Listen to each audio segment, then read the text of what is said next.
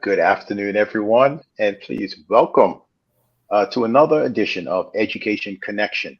Today, I have very special guests on today.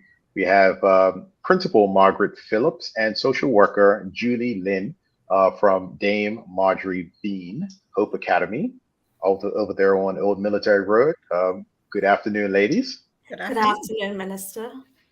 And joining us today also is Assistant Director Tina Duke, who works in the Department of Education, and she is the Assistant Director for Student Services. Good afternoon, Ms. Duke.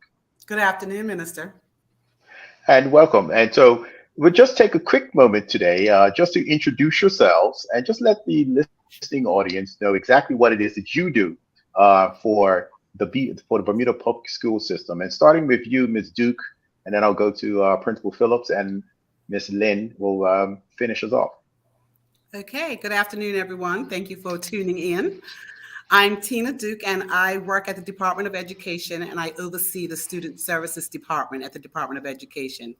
The Student Services Department is responsible for all student support services throughout the system, inclusive of special education, counseling, educational therapy, APE, adaptive physical education, also responsible for our alternative schools, the Success Academies, as well as Dame Marjorie Hope Academy.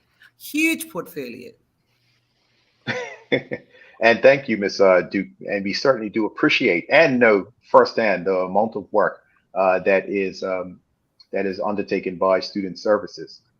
Principal Phillips, please give us just a quick overview of your role at Dame Marjorie Hope Academy. Good afternoon, Bermuda. I have the privilege of serving as the principal of Dame Marjorie Hope Academy, which is a member of the Bermuda Public School System, and we serve students who have moderate, severe, profound, multiple learning disabilities and complex care needs. I work with a dynamic team of educators, paraeducators, teachers. We have our school counselor and other support staff to serve our students. So we work on individualized programming for them and ensure that they attain their optimal learning potential. And we also have a strong partnership with the Ministry of Health. So we're supported by nursing staff and therapists as well. Okay, and thank you, Ms. Phillips. How long have you been the principal at Dame? Well, I started in 2019 in the role of principal. Before then, I was acting. Recently had a contract renewal, so I'm there for another 5 years. Okay. Yes. Now, Julie, always the exciting one out of the bunch. Julie, just give us a brief overview of your responsibilities at Dame. Sure. So I'm the school social worker at Dame, and I solely work at Dame Marjorie Hope Academy. And my role is to support the parents of the school, whether that be through counsel or connecting them to resources. So really working with them to see how can the school best support and linking them with our resources at the school or resources in the community when we're not able to fulfill that within our team. I also function as a community outreach liaison at the school. So that means working with volunteers at the school. And that also means working with our school charity, which is Friends of Hope Academy. So I do a lot of work with charity and making links between the school and the community, connecting donors with the school and that kind of thing. Okay. It's actually quite busy. The way all three of you describe your jobs, I don't think people really get a good understanding of the amount of work that is done by this team, starting with AD Duke and her team in the Department for Student Services, and the amount of working hours within the defined working hours and outside of the defined working hours that you guys put in to make sure that our children that require these services get the necessary services. So on behalf of Bermuda and the Bermuda government, I just want to take this opportunity to say thank you for the job that you do. Now, this month is a very special month for this particular cohort. It is Intellectual Development Awareness Month. So just give our listening audience a overview of what exactly is Intellectual Developmental Awareness Month. Thank you for that question. So I joined the team at Dame Marjorie in 2008 as a classroom teacher. And everyone that I encountered, probably 8.5 out of 10 persons, when they asked me where I worked and I told them Dame Marjorie or Dame, as we're affectionately referenced, they would say, huh, where is that? Well, I've never heard of that place before. And I couldn't understand how it is that such a marvelous institution was not known. And so I have been on mission since I joined the staff to share, I think, Bermuda's best kept secret. And I started by taking one of our now past students, now deceased, started to take him with me to church and introduced him there. And, the discussions ensued about the school and the nature and needs of our students. And over the years have just combed the internet to see, are there any celebrations or recognitions that we could adopt or adapt for Dame to just raise the awareness of our students and the work. And because, as you say, it's a dynamic school with lots of potential. And I came across Developmental Disability Awareness Month that's recognized in the States. And so adopted and adapted it to reflect those nature and needs of our students at Hope. And thankfully, the team bought into it. And this year makes our 5th year that we've been celebrating the month of March as Intellectual and Developmental Disability Awareness Month. And the other thing that we've been doing is ensuring that we're linking it to persons across the lifespan, because, it impacts everyone and their families. And it certainly does. And I know this is and I participate in some of the events when I can. I was really upset that I missed when they go at the running at the track on I believe it was last week Friday or the Friday before. I can't remember because I know it had been postponed. And on the day it was supposed to happen, I definitely couldn't make it. But the day that it was postponed to, it turned out something came up at the very last minute, because I remember Minister Ferbert calling me. He was like, "Hey, where are you? You were supposed to be here." But give us just an idea of some of the events that you do put on, that the school puts on. I know I participated in the 13 Men on Campus event. Interesting story about that, but we'll get into that later. That picture of me with Evan, that was the young man's name, seemed to have gone viral because I got it from so many people. But it actually led to an interesting interaction that I had later on in that week. But we'll talk about that. But right now, I want to talk about what sort of events have been put forth and done to observe Intellectual and Developmental Disabilities Awareness Month. So I can share a little bit about that. So we always aim to have an open house feature as part of the activities that we do, because we still find there's many people that haven't been to Dame, don't know about Dame. And so we really want to encourage people to come and take a look for yourself, because sometimes people may hear things through the grapevine, but they don't really know themselves. And to be honest, even when you talk to someone about Dame, unless you really see for yourself, it just doesn't have the same impact. So we had an open house on March 13th, and this year was the first year since, post-COVID, that we were actually able to invite people inside for an in-person tour. We still had a Zoom aspect as well, but people were able to come into the building, which I think has an even greater impact than seeing it on Zoom. So we had quite a few people come for that. And then the other event that you actually were able to attend was the 13 Men on Campus. And that was Miss Phillips' idea. I know several other schools have done it where it's like 100 men on campus. We have a very tiny campus, so we couldn't squeeze 100 people in there. But we had 13 young men as part of our student body. And so we wanted to identify 13 men from the community to come and connect with our students and learn more about the school. And we were really purposeful in who we invited. Because we really wanted to get a cross section of Bermuda and of men of influence that we thought were good role models. So we invited yourself, other persons from Department of Education, but we had pastors, we had representatives from Bermuda Police Service, the regiment, corporate world, Windreach, quite a few different gentlemen came. And from the feedback we had was really great. And you could feel free to jump in right now to share, what your experience of that was. Well, I got the opportunity to attend most of them, except for I don't know, I can't remember, but I was there for the 13 men on campus, and my goal was to go around and talk to the men. So I just wanted to hear what they had to say. And again, I'm going to classify Dame Marjorie Hope Academy as one of Bermuda's wonders, because people don't know that the place exists. There are still many people who don't know that the place exists, or if they do know that it exists, their perception of what actually happens down there is not actually what happens down there. And that was what one of the gentlemen said to me. He's like, "Oh my gracious, this is amazing." He was like, these kids can do so much.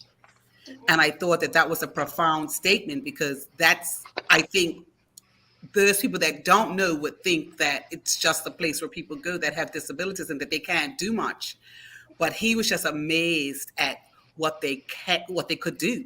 He's like, even some of the children who are in wheelchairs, like, they're so active in what they can do. And so I just going to call it one of the wonders of Bermuda, because I want more people to come and see. That's the place I go to when I just need to decompress, Minister. I go and just visit. I try to hide from the principal because I don't want her to give me anything to do. I'll sneak in the door, but that's one of the places that I just go to just decompress, because they just give you a whole new perspective on life. And they're just so engaging. The students are so engaging, and the staff, I have to say this again, I say it all the time, they're phenomenal. What they do, it's not many people that can do what they do. And they are a phenomenal team at Dame Marjorie, a phenomenal team. Well, AD Duke, I can definitely co-sign on everything that you said. Over the years that I've had the opportunity that I've had to visit and interact. Wait a minute, this year we didn't do the, was it last year when the entire population came to Cabinet grounds? Mm-hmm. We were hanging out with them. So we didn't get a chance to do. We haven't done that this year. We still have one more day left in the month. School's closed, Minister. School's closed. We could send Easter camp. I'll send them down to your office tomorrow. So, but I did, and when I did join the 13 men on campus, it was really interesting to interact with some of the men there. And exactly as Tina was saying, they were saying, it's like, I didn't realize this is what goes on down there. And I believe they had some really good questions for the staff as well, in terms of asking what's going on. I'm still, the part with the parachute was actually really, really fun. We had to lift it up and bounce the ball off the parachute, or how high we could get the ball. And I could see how some of the students were truly enjoying what was going on. The young man that I had, he was more interested in bouncing the ball than anything else, but that was cool, because I was able to throw the ball to him and he would interact. But and then when I picked him up and ran underneath the parachute, I'm not sure who captured that picture, but before I got back to my office, because unfortunately I did have to leave early, there were people sending it to me by WhatsApp. It was like, oh, look at this. And so I said there's a story behind that. Is I was somewhere and that young man's mother recognized me and said, that was my son that you were running under the parachute with. And so we had a brief interaction there. And so it's so amazing, when you just get out there and understand, and just hang out, no matter where they are. perform. And one of the things about our public school system and that we're looking at when we talk about reform is giving all of our students the individual opportunities to succeed. And so as we progress forward with education reform, that will always be the mantra of that. Now we're Intellectual Disabilities Awareness Month. Sorry to interrupt, Minister. I had a couple of more events I just wanted to mention briefly Okay. before we go on. One of them was the awareness walk that on March the 17th, which was great. We had other community partners come and join us for that. And so that was great. But we do have one event that had to be postponed, and it's coming up still. So I just wanted to highlight that because it's something that people can still attend. And that is going to be an online Zoom workshop on cortical visual impairment. And it's going to be presented by Dr. Christine Roman-Lancy. She is from the US and has done a lot of research and written books on cortical visual impairment. And so that's going to be a Zoom session that people can register for. And it's going to be on Thursday, the 25th of May, starting at 1:30 in the afternoon. And it's a 90-minute session. And we'll have a flyer for that we can send around into the community.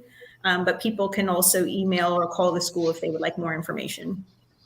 Okay. Well, thank you. Actually, that was one of my next questions was going to be, is there any other events that are coming up? But thank you for answering that, Julie. And I'm sure there's a ton more that we can talk about as well. Mm-hmm. But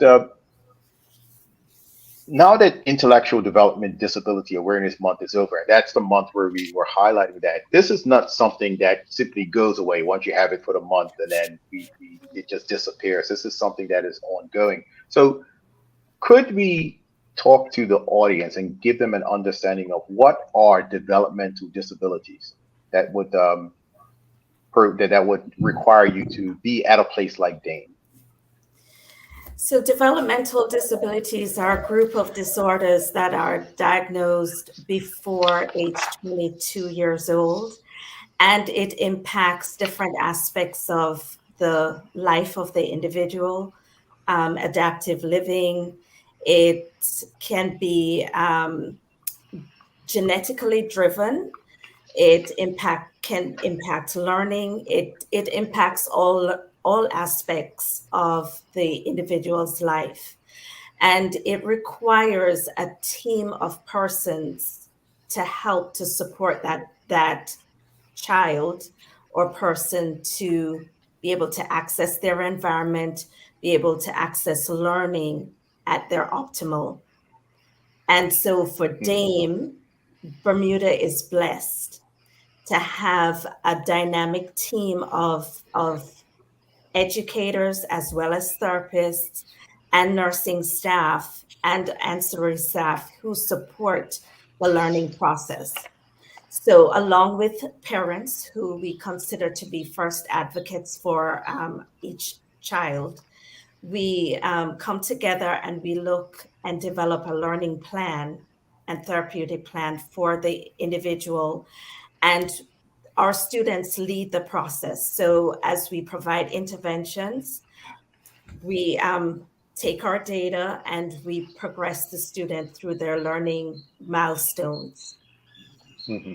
And one of the myths out there is that our students plateau. Our students are lifelong learners like we are, and we continue to work with them to ensure that they learn as much as they can at the pace that they require. Okay.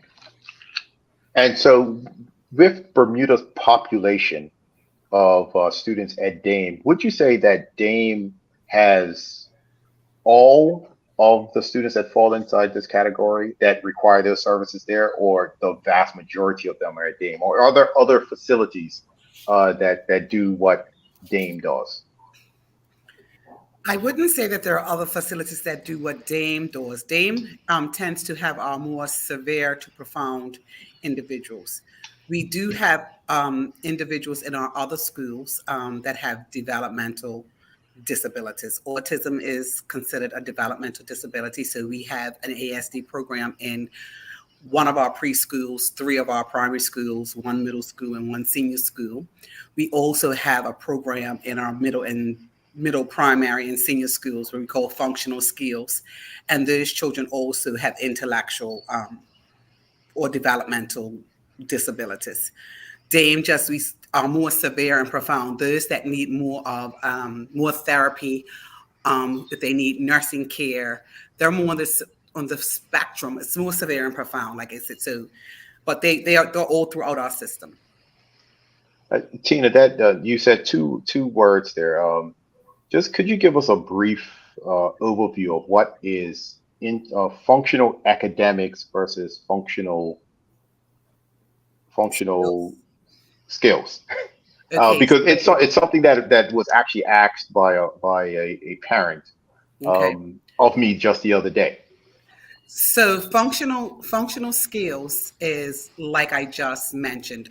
We have students in our functional skills program have intellectual disabilities, or developmental disabilities that we would say maybe mild to moderate. Functional academics, those students may have a learning disability and are just on an alternative programming. Those students just do not access Cambridge, but they do have a complete academic program in functional academics. We have students enrolled in City and Guilds. We have students enrolled in AQA, which is another board, like Cambridge is a board. Well, AQA is also a board, and we have some students who will be taking advantage of AdXL, which is another examining board. So they do math, English, science, social studies. They still do academic subjects. They just do not do Cambridge, and they may have a learning disability. They may need some additional support. They are just not on the Cambridge track. So that's the difference. And that's the difference. Because we understand that people do get it confused. So we are definitely looking, as we go through system reform, school education reform, we're definitely looking to change the name that's more suitable so that people get a clear understanding of what the difference is. Okay. Thank you for that. Minister, if I may also add that we do have students who would be classified under moderate as well. And it's important to note that we provide the services and supports they need, and we send students into the other schools and other programs. So Dame, you can start at Dame, but end your school career at one of the primary schools or middle or senior. So that's another question that commonly comes up. If my child starts at Dame, do they have to remain at Dame? We provide the supports that are needed, and we allow students to move as they develop. The other thing that we do is that we bring students in to provide integration opportunities. Okay. So I then thank you for that, Tina. And so what you were AD Duke, and so what you're saying is that we do have services for those students from all the way from preschool through to senior school, including Dame. Yes. And so, all righty. We are an inclusive system, Minister. We cater to every child in all of our schools. Yes, and you'll often hear me say that the Bermuda public school system, or public school systems, period, throughout the world, are the only inclusive systems within their country, and so that is why it's critically important for public school system to be as best that it can be to provide the resources that need to be provided. Often I hear often people will come with me and say, "Well, what is the cost per student in the public system?" And I tend to reply, well, which student are you referring to? Because we have so many different types of students.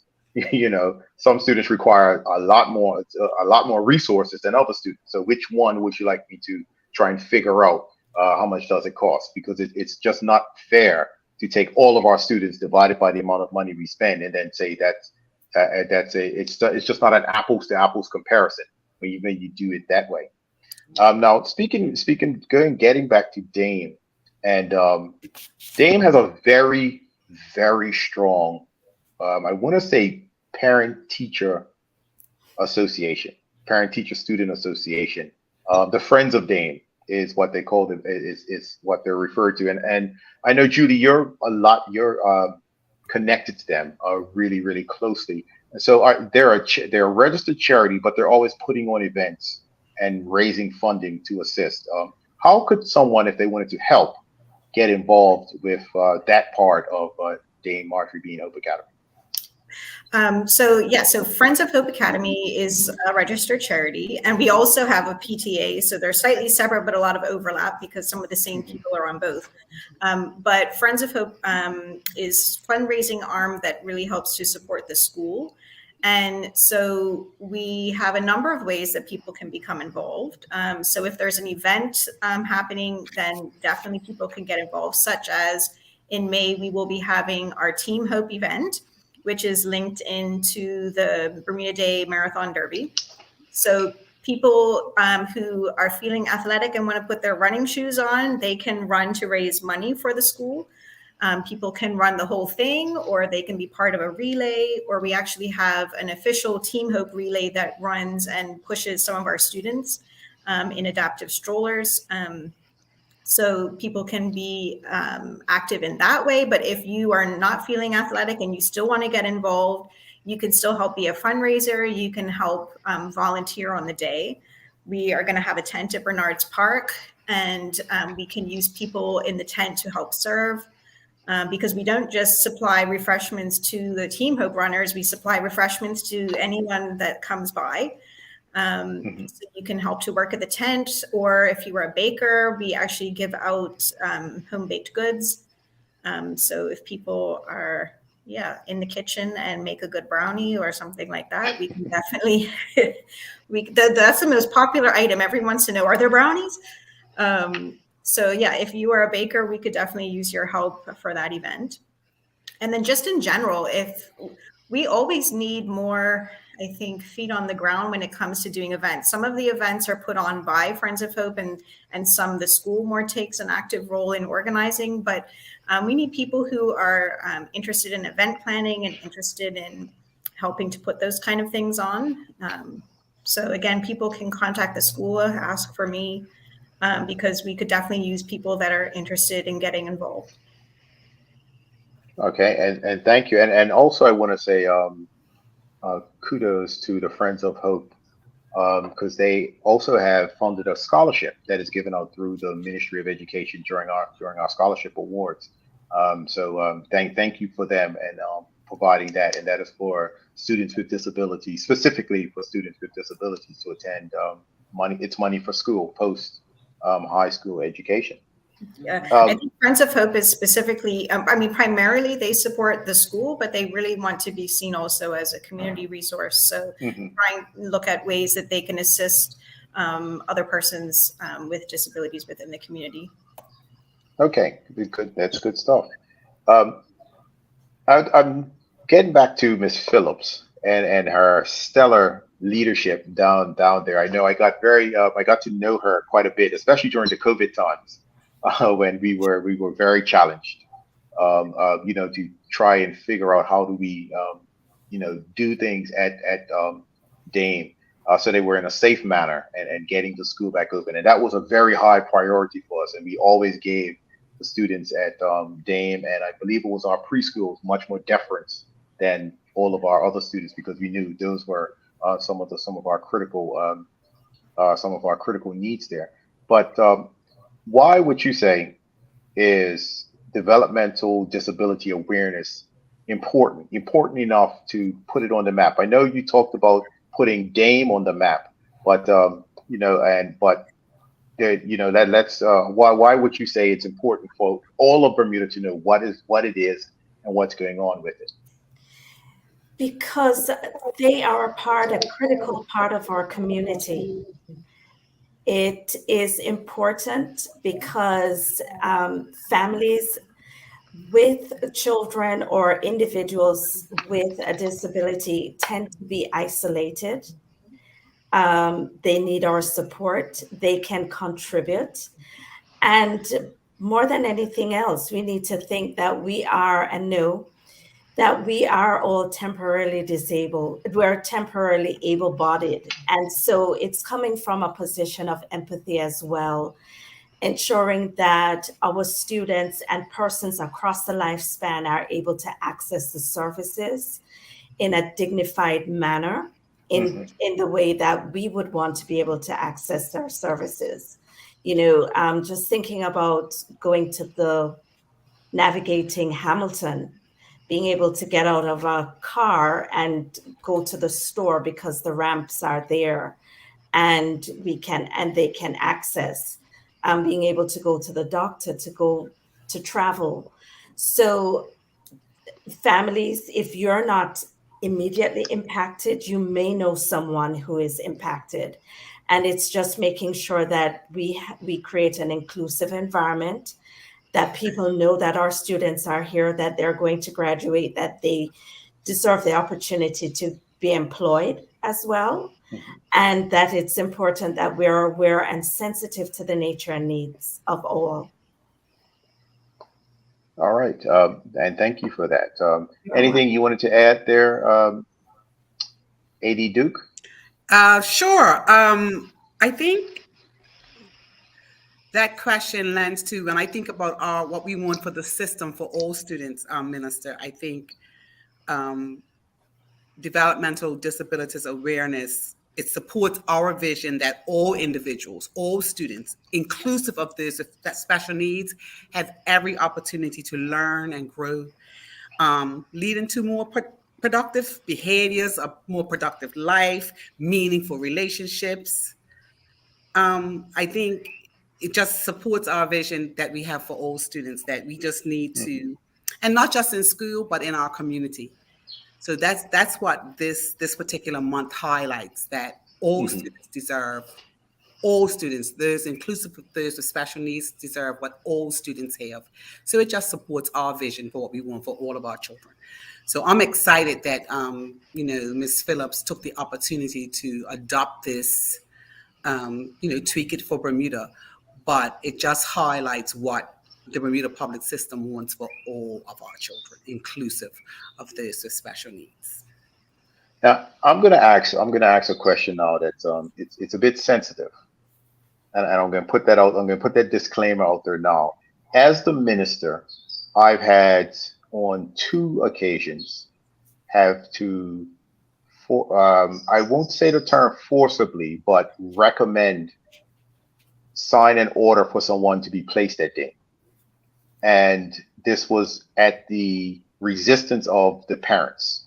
Mhm. And so there are often times when there are resources that are availed to us that our children do require, but sometimes we do have that resistance from the parents.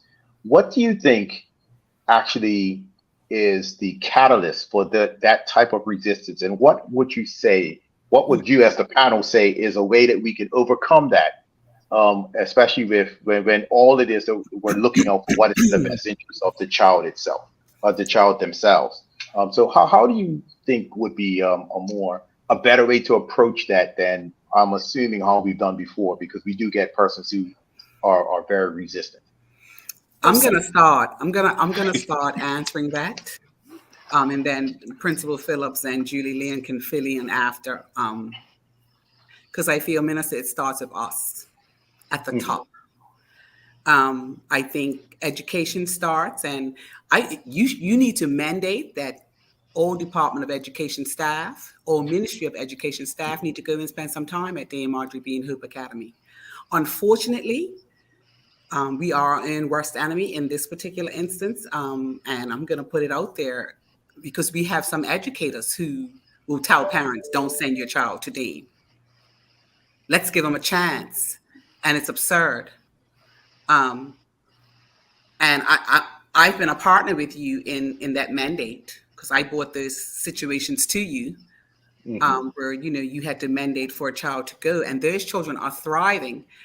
And at some point, we'll be able to put them back into the mainstream, but they needed that specific skill set, what Dane was offering. Early intervention is key. And parents, But we need to understand that as educators, especially those that are making decisions, we need to understand that as well. Dame is not a place where we send children that don't have a chance. All children have a chance. They have a specific skill set and they do it seamlessly. But there are some early skills that Dame provides all children that they have Mhm. that some of our children need prior to being included into our mainstream. So I'm going to charge you with making sure that those at our level spend some time and are educated on what the services that Dame provides. So it sounds like you're talking about things around inclusivity and sensitivity training Yes, in some cases. yes, Is something that you're recommending that should be mandatory for our members of staff and educators. yes, yes, sir. Uh, And and so, Ms. Phillips. I would like to also add, when a parent gets a diagnosis, particularly, well, as a baby, I'm not a parent. However, there is that dream of the child when mom finds out that she's pregnant, right? And Mhm. families usually start thinking, well, if it's a boy, I'm going to dress him this way, he's going to join that club. Mom starts thinking probably about going to ballet, or I'm going to have her dressed this way. And when that baby is born and they have that, or during pregnancy, you find out that there is an issue, research shows that parents grieve the loss of that quote unquote typically developing child. And what tends to happen is throughout the lifetime of the child, as the child advances and goes through those developmental stages, parents cycle through those stages of grief, one of which is Mhm. denial. And then they have to go through to acceptance and they cycle through again. And if we really do need to beef up our wraparound services, credit to the medical fraternity, but a lot of doctors don't understand what happens in a school setting Mhm. and what can happen, even though that child may have a diagnosis, the child still can learn, has the potential for learning with the right supports. And so many parents have gotten we're sorry, this child has a significant disability, they won't learn, et cetera, et cetera. And we've seen miracles happen at Dame. The sky's Mhm. the limit for our students at Dame. Learning looks differently, but learning does happen.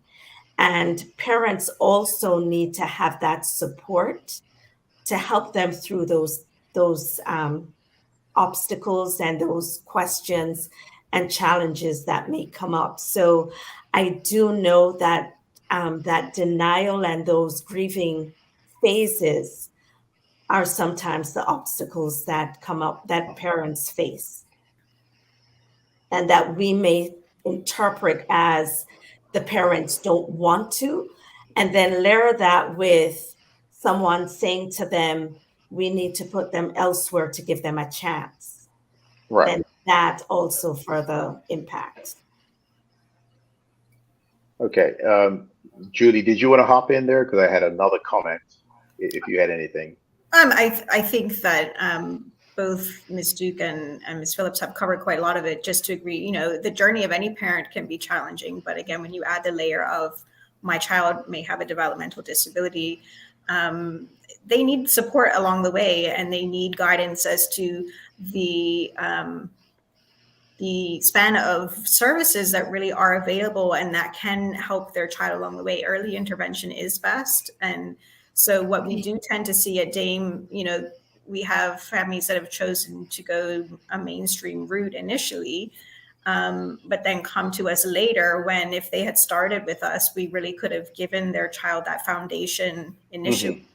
Mhm. And then look for a transition later as their skills develop. But we're here to work with parents wherever they're at. So whatever stage of that process they're at, we're here to support them. And so we just welcome people. If you want to find out more about what Dame has to offer, we're always here. The little add-on that I had on for this is, do you think that there's a stigma associated with attending Dame that weighs on some parents' minds? So I think I've heard that, not articulated in that way, but when you listen and walk away, you're like, do they think that it's like this black hole that your child goes in and doesn't escape from? That's the kind of impression I get sometimes when dealing with. And that's where the community awareness comes in, and I think Principal Phillips has done an amazing job over the past couple of years. I mean, it started with COVID for me, with her having her virtual open houses and inviting members of the community in. And like I said, there are still many people out there that don't know what happens down there, and they just think that it's a place for kids who can't do anything. And that's really just not what it is. That's absolutely not right. But here's where I can give you an opportunity to give us an overview of what a typical day at Dame would be for a student and for an educator that's working there. It's so dynamic and so individualized. Students come in, and from they hit the door, the work begins, because you have paraeducators or members of the other members, teachers, meeting the student at the door with their visual schedule to help them to transition from the bus or their parents' car to the classroom. And at this point in the year, students who just started with us in September, they now know their routine. They come in, they unpack their bag, they take out their homeschool communication book, they put it in their tray, hang up their bag, and the day begins. If they have a sensory diet where they're going out to work out all of those extra bursts of energy, you will see a team taking students out onto the playground, doing laps around our quadrangle on a bike or on a trike, or running, going on the trays, the slides, or using the ellipticals, and come back in. They will do their do now activities, go into morning meeting, and they will begin to hit their individualized education goals. So it could be a developmental skill, it could be a pre-academic skill, it could be a social skill. So they could be carrying a message to someone, doing some fine motor activity, art and craft, or reading. Circle time could involve calendar work. And then they transition to fruit time, come back to do some more work, adaptive PE, more seat work, or outdoor play, or going out into the community, because we're very big on ensuring that the students have an opportunity to practice their skills in different settings and across people. So they also go out into the community on Smiley's bus. We have a student who is now going to the sports center to do water aerobics. And they will come back, have lunch, and then the afternoon begins. We have a strong partnership with Warwick Academy. We have Warwick Academy students coming in on a Thursday to play and read with our students. And we also have dance therapy. We're hoping to get back our art therapy going. And then we close off for the afternoon with, wrapping up for the day, reviewing the activities of the day. And those students who are staying for after school transition to our after school program. So it's quite dynamic, quite. Oh, that sounds like quite a full day.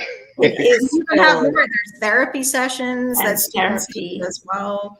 Speech, WinReach. OT, Reach, like and you also see the nurses coming in to do feeds because some Mhm. students have tube feeds.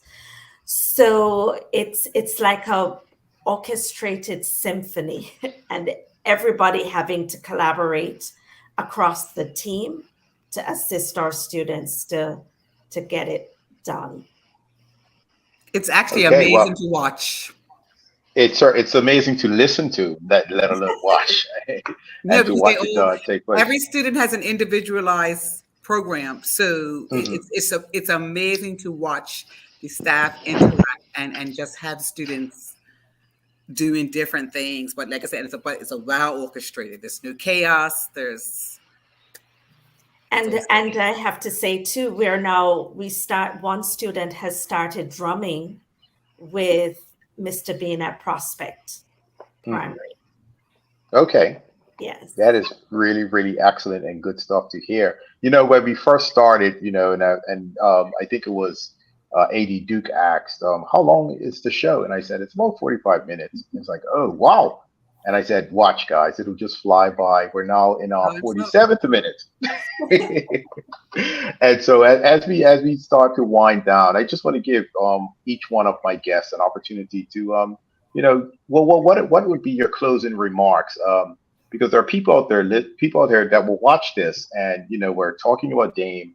We want to highlight what it is that Dame does, and also highlight how people can assist if that is what if they actually have that particular time. So we will just cap off just before Ron, just a wrap up of hitting those points. How is it that if anyone out there that wants to assist can assist, and and again, for myself, a huge thank you for what is done down at Dame.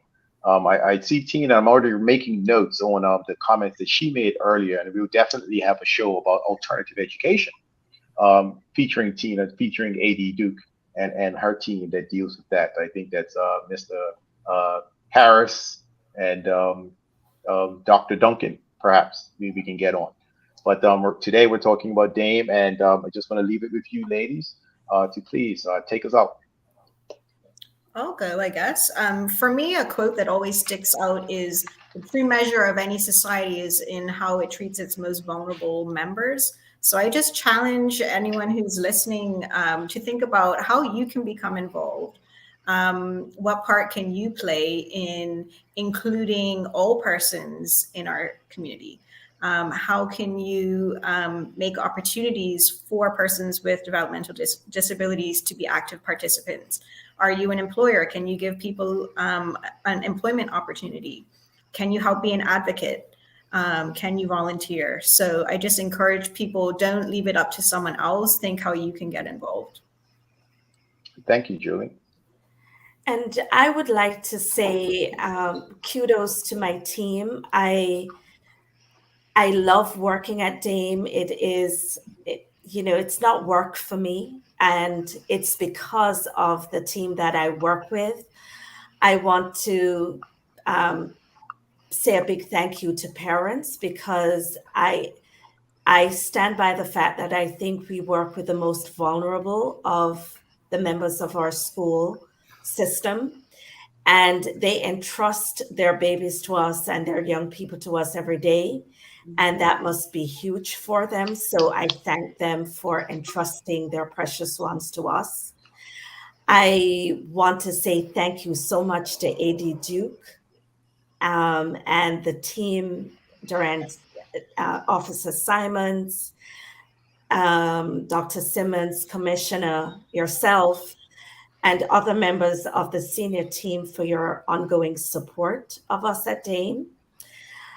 And, the sky's the limit. There's just so much potential at Dame, and I'm thankful to be a part of it.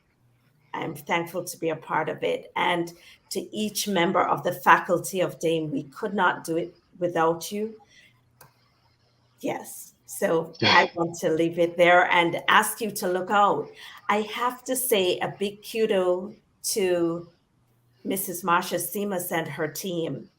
You will be seeing the first time ever, Dame is going to be a part of the Spring Festival, thanks to Mrs. Rose Robinson, who is the new Yes. officer. And so we got it recorded, and we are going to be on the stage this year. So big kudos to Mrs. Marsha Seamus for taking the challenge on. She wrote a script and it was amazing. And so we'll be sending out the link, and please look out for us and other things that are going to be happening this term. Well, thank you, Ms. Phillips. Thank you, Ms. Nin, and of course, thank you, AD Duke. Ms. Phillips, the times and dates for the Spring Festival are already in my calendar. So kudos to Ms. Rose Robinson for getting those out early. Typically, I tend to get them like the day before, but I was so excited to see them come that so far in advance. And so definitely I'll be able to clear my schedule to make as many of them as I can, of course. Again, thank you, everyone. Thank you, Ms. Phillips. Thank you, Ms. Lynn. And thank you, AD Duke, for helping us have today's show and giving an overview of what's going on at that wonderful school down there on Old Military Road, Dame Marjorie Bean Hope Academy. And Thank with you for that, having us, thank you, Minister. Bermuda, for tuning in. And with that, thank you, Bermuda, for tuning in. Thank you for the opportunity, Minister.